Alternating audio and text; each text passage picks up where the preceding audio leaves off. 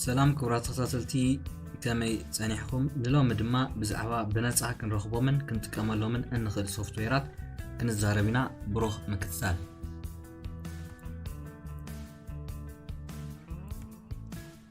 اب انترنت زتفلاليو بروغرامات يوم زلو ازون بروغرامات زياتهم اتم زبصحو زغزو وي دماني بغنزب كفينا نرخبوم كون خلو كالوتون بنصح كنتكملهم إلهم زسرحو استفلاليو سوفتويرات وي دما ابليكيشنات علو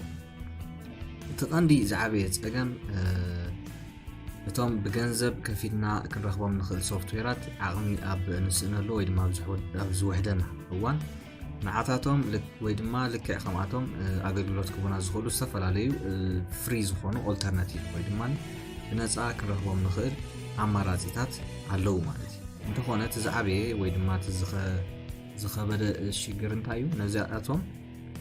دلينا كنرخبومن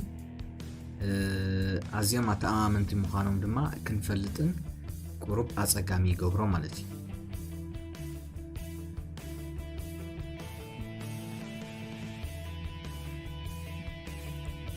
اتي زبلص منغدي نزوم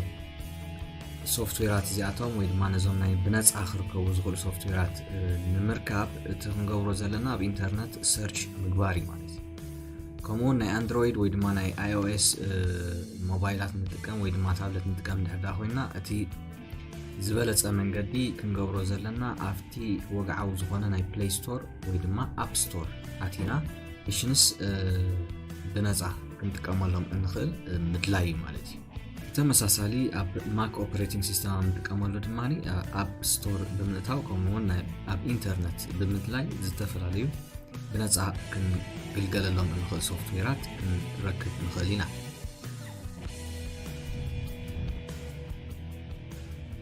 كم زن عزبو زلنا دماني اب بلاي ستور بمنتاو فري زبل اماراتيتات زلوهم ابليكيشنز داونلود بمقبار كنتقام نخلينا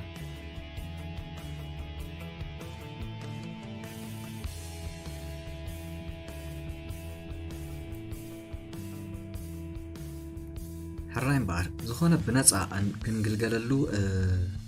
بزي كفليت داونلود غيرنا هنتقمالو تباهيلو زسرح سوفتوير حاله غزي انتي تباهيلو يدصواع سوفتوير غراتيس تباهيلو خصواع يخل وي دما فري وير تباهيلو خصواع يخل مالتي نعملت مبزحتنا نتقملنا ذا جز اي ام اي تبل ابلكيشن جز اي ام ايز فري وير مالتي جي بنصا فاخته بلان كتقملان تخيل مالتي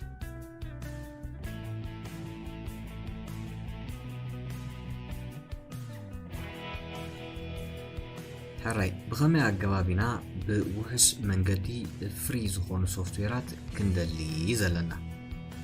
جي فري سوفتويرز مالت كلاتهم بتبو اقباب استسرحين ويدماني ان كمبيوترنا بزي حس منقد استسرحين ميلنا كندمدم يبلنا مالتي مبزحتهم فري سوفتويرز دمتو زخونا قدات كسعبولنا ون يخوليهم مالتي اب كمبيوترنا دي زنكتلنا نريين درجات دماني بخمي عقباب وي دما انتاينا اب كمت كان اتوزلنا هذا فريز هنا سوفتوير كنتقم اب نوسنلو اوان انتاي نغرات اب كمت كان اتوكلالنا كنرينا مالتي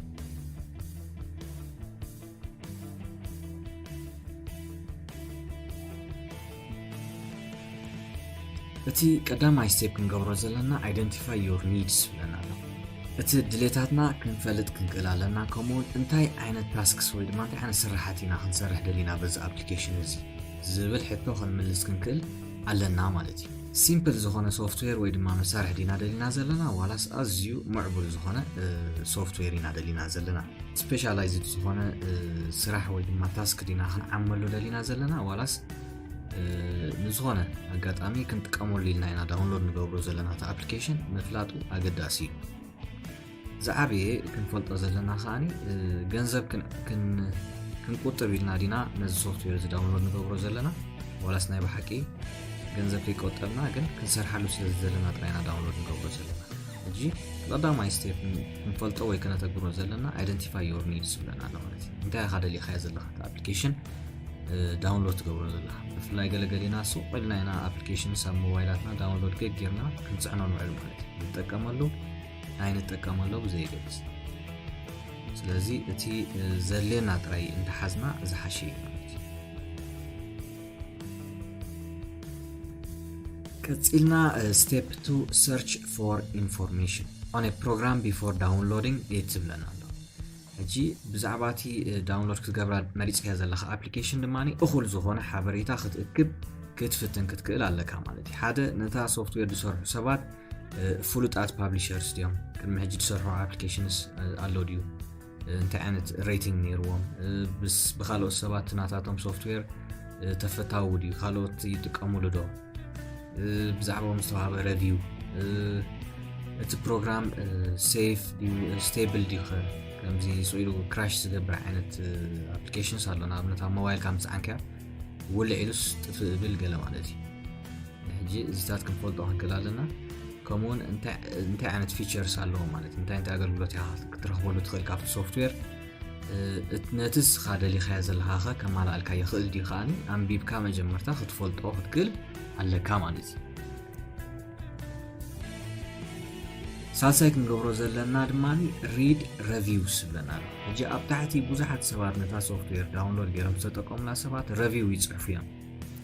ሕጂ እዚ ማለት ግን ገለገለ ሰባት ነቲ ዝሰርሕዎ ሶፍትዌር ናይ ባዕሎም ዌብሳይት ገይሮም እዮም ዝዝርግሕዎ ሕጂ ፍቲ ናይ ባዕሎም ዌብሳይት ገይሮም ክዝርግሕዎ ከለዉ ነቲ ሬቪው ኣንቢቦም ነቲ ሕማቕ እንታ ክገብርዎ ክእሉ እዮም ሃይድ ክገብርዎ ክእሉ እዮም ወይ ድማ ክድምስስዎ ይኽእሉ እዮም ማለት እዩ ስለዚ ኣብኡ ከይድካ ደይኮንካ ተንብብ ኣብ ካልእ ናይ ኣፕሊኬሽን ዳውንሎድ መግበሪ ሶፍትዌራት ከይድካ ነታ ደሊኻያ ዘለካ ነታ ዳውንሎድ ክትገብራ ዝመረፅካያ ሶፍትዌር ድያ ዋላ ኣፕሊኬሽን ድያ ብዛዕባ ዝተፅሓፉ ሬቪው ከተንብብ ክትክእል ኣለካ ማለት እዩ ብፍላይ ኣብ ከም በዓል ፕሌይ ስቶር ጉግል ፕሌይ ኣውታት ክትረክብ ትኽእል ኢኻ ማለት እዩ ልክዕ እቲ ሬቪው ከምዚ ንሪኦ ዘለና ብዙሓት ሰባት ብናታቶም ኣካውንት ኣትዮም ኮመንት ፅሕፉ ማለት እዩ ሕጂ ነዚታት ኣንቢብካ ከምኡውን እዘን ስታር ትሪእዎን ዘለኹም 5 ዝኾና ስታር ኣለዋ ማለት እዩ ሕጂ መብዛሕትኡ ግዜቶም 3 ስታር ገለ ዝህቡ ናታቶም ብፍላይ ተንበብኩሞ ዝሓሸ እዩ ማለት እዩ ምናልባት ሓቀኛ ዝኾነ ኮመንት ክፅሕፉ ክእሉ እዮም ሳቶም ገምጋሞም ክፅሕፉ ክእሉ እዮም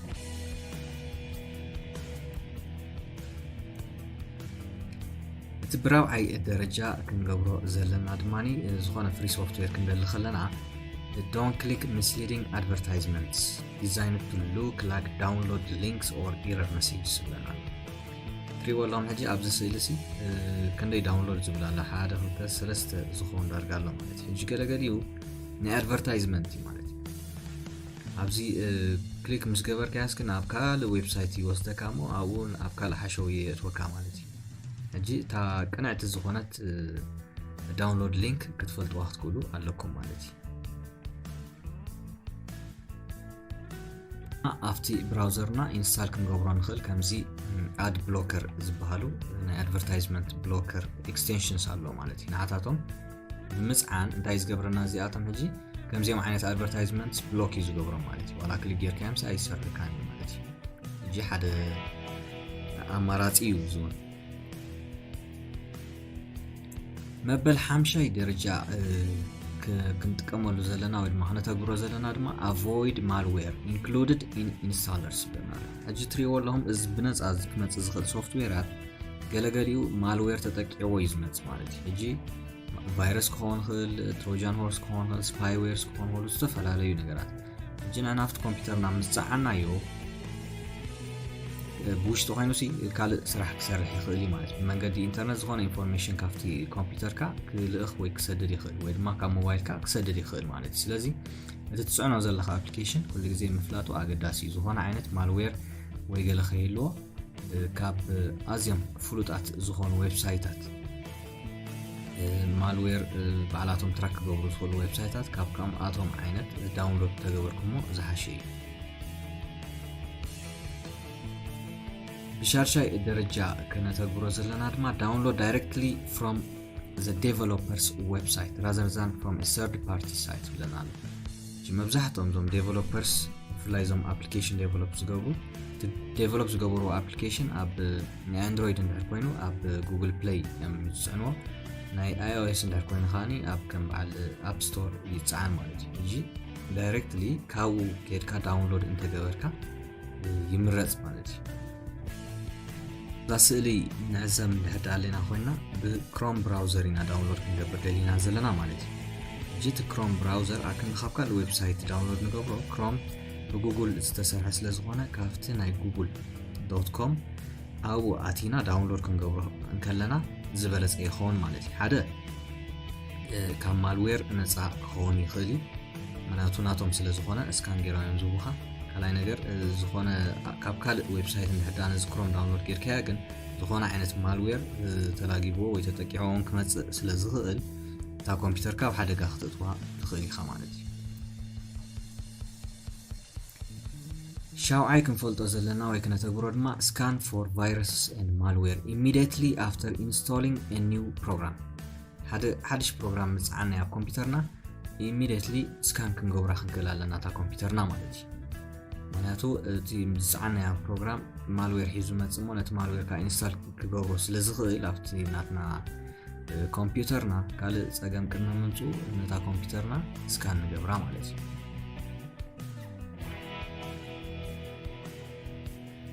ከምቲ ዓንቶይ ዝተዛረብናሉ እታ ሓቀኛ ዳውንሎደር እዚኣ እዘን ክልተ ግን ሚስሊዲንግ እየን ማለት እዩ ኣብዚ እንድሕር ፀቂጥካ ናብ ካልእ ፔጅ ወይ ድማ ናብ ካልእ ኣድቨርታይዝመንት ይወስደኻ ማለት እዩ እዘን ዝተማሃርናን ሸውዓተ ደረጃታት ኩሉ ግዜ ከነተግብረን ክንክእል ኣለና ዝኾነ ሶፍትዌር ይኹን ናይ ሞባይል ኣፕሊኬሽን ዳውንሎድ ኣብ ትገብርሉ ኣብ ግምት ከተእትውን ክትክእሉ ኣለኩም ዋላ እውን ሓድሽ ሶፍትዌር ኣብ ትገዝእሉ እዋን ማለት እዩ ምክንያቱ ዋላ ሓድሽ ሶፍትዌር ኣብ ትገዝኣሉ እዋን እቲ ዴቨሎፐር ናይታ ሶፍትዌር ማልዌር ኣላጊቡ እውን ክሸጠልካ ስለ ዝኽእል ክትኣምኖ ኣይትኽእልን ኢኻ ስለዚ ብዙሓት ኣለዉ ኮመርሻል ሶፍትዌርስ ኮይኖም ስቴብል ዘይኮኑ ከምኡውን ውፅኢታውያን ዘይኮኑ ማለት እዩ ብቑዓት ዘይኮኑ ውፅኢታውያን ዘይኮኑ ክትረክብ ትኽእል ኢኻ ማለት ዝኩሉ ገንዘብካ ሂብካ ኸዓኒ ኣብ ፀገም ክትኣቱ ትኽእል ኢኻ ማለት እዩ